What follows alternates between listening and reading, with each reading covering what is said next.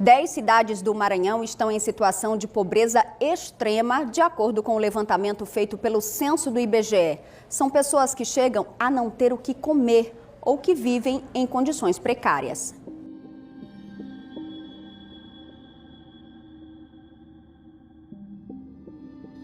Este é o áudio de uma reportagem exibida no Jornal da Mirante, no canal de TV da emissora maranhense.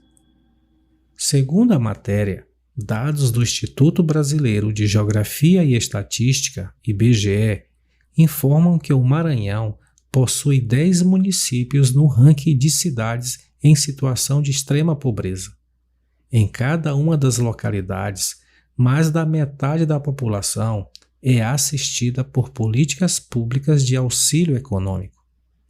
Com base nesta reportagem e em minhas pesquisas sobre o tema, produzi este 4º episódio do podcast, no qual apresento a complexidade da pobreza nos municípios e os indicadores utilizados para caracterizá-la. Exploro também as etapas para a resolução desse problema, incluindo a compreensão das suas causas, a identificação e avaliação de soluções e a importância da participação da sociedade na propositura de soluções eficientes e eficazes. Fique comigo.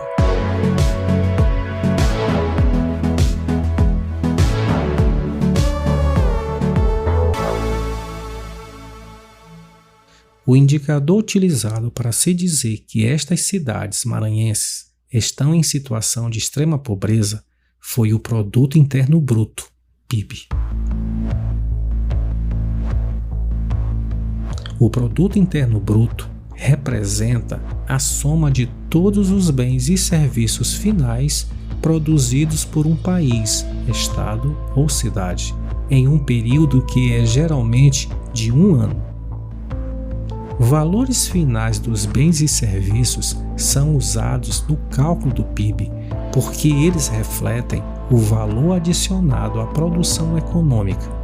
Isso significa que o valor de todos os bens e serviços intermediários, como matérias-primas e componentes, já foram incluídos no cálculo do valor final. Se os valores intermediários fossem usados, haveria uma dupla contagem. Por exemplo, se em uma cidade se produz R$100 de raiz de mandioca e R$200 de farinha de mandioca, seu PIB será de 200, pois o valor da raiz já vai estar embutido no valor da farinha. Um outro ponto que deve ser considerado em relação ao PIB é que ele é um indicador síntese da economia.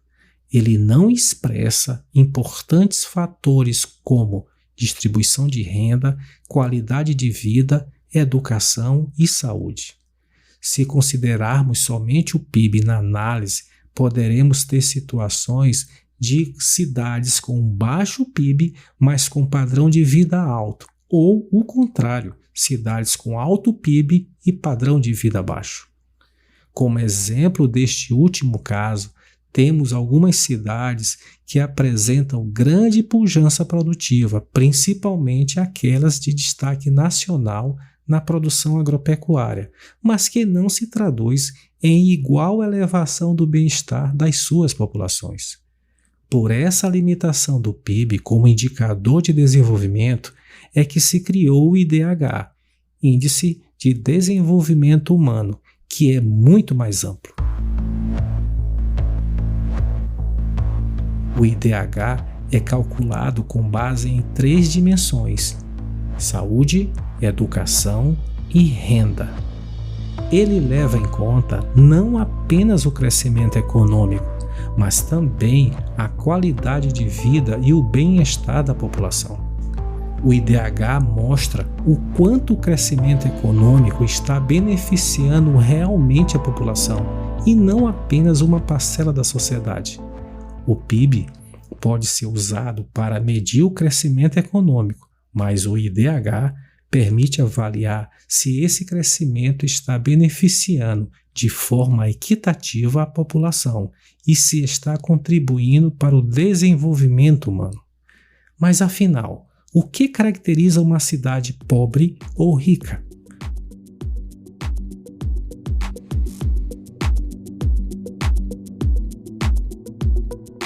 A riqueza e a pobreza de uma cidade é feita com base na sua capacidade de ofertar serviços essenciais à sua população.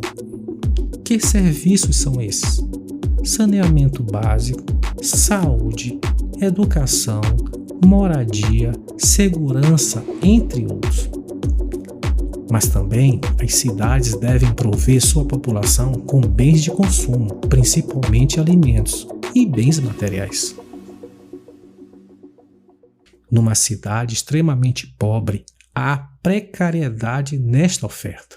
Isso leva, é claro, a um comprometimento do bem-estar social e econômico da sua população.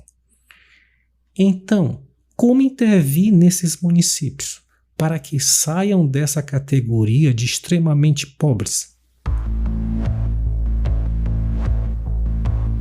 O primeiro ponto é compreender que não estamos tratando de um problema simples, mas de um problema complexo.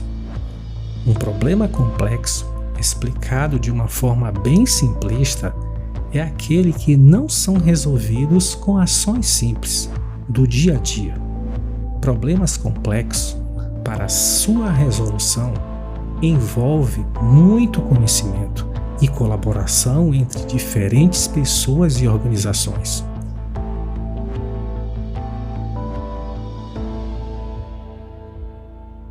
Um ponto importante que também temos que ter clareza é que não existe uma solução pronta, ótima ou certa para um problema complexo. Problemas complexos exigem soluções sistêmicas, soluções para cada uma das partes que o compõem.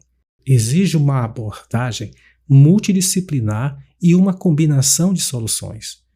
Quais passos para se resolver um problema complexo? A resolução de um problema complexo inicia-se com uma análise profunda do problema com vista a identificar suas causas raízes. Em seguida, deve-se propor diferentes opções de solução e selecionar as que são mais viáveis e eficazes. É importante também estabelecer objetivos e metas claras, alocar recursos adequados e implementar medidas de acompanhamento e avaliação para garantir que as soluções estejam funcionando como planejado.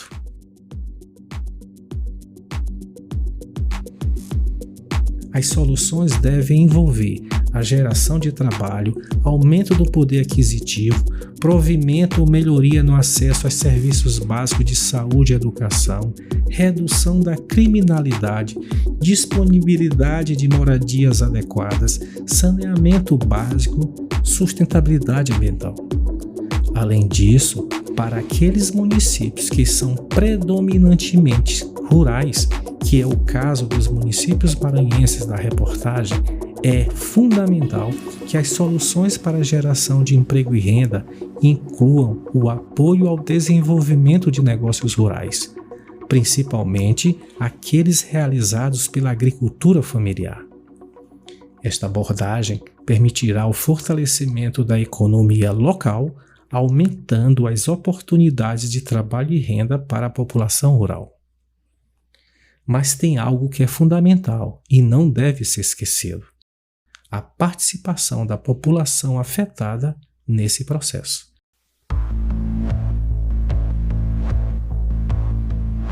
A participação da sociedade é fundamental, pois, por ser ela a afetada pelo problema, é a mais qualificada para identificar suas necessidades e para desenvolver soluções que sejam relevantes e sustentáveis. Além disso, a participação da sociedade pode aumentar a legitimidade e a eficácia das soluções implementadas, bem como aumentar a sua capacidade de resistência aos novos desafios. O envolvimento da sociedade pode ser através da realização de pesquisas e consultas com a população afetada para identificar suas necessidades e desafios e para coletar suas opiniões sobre as soluções projetadas. Através da participação no processo de tomada de decisão, o que permite que a população afetada tenha voz e voto nas decisões que afetam suas vidas, incluindo a escolha das soluções a serem implementadas. Pode ser também através do fornecimento de educação e capacitação para que a população afetada possa entender e participar ativamente no processo de resolução dos problemas. Pode ser também pelo compartilhamento das informações sobre o processo de resolução dos problemas com a população afetada. E também através do estabelecimento de parcerias entre diferentes atores, incluindo governos em seus diferentes níveis, organizações da sociedade civil e setor privado, para desenvolver soluções que sejam relevantes e eficazes. Lembre-se, é importante sempre envolver as populações afetadas e as partes interessadas para garantir que as soluções sejam apropriadas e sustentáveis a longo prazo. Obrigado por ouvir. Até o próximo episódio.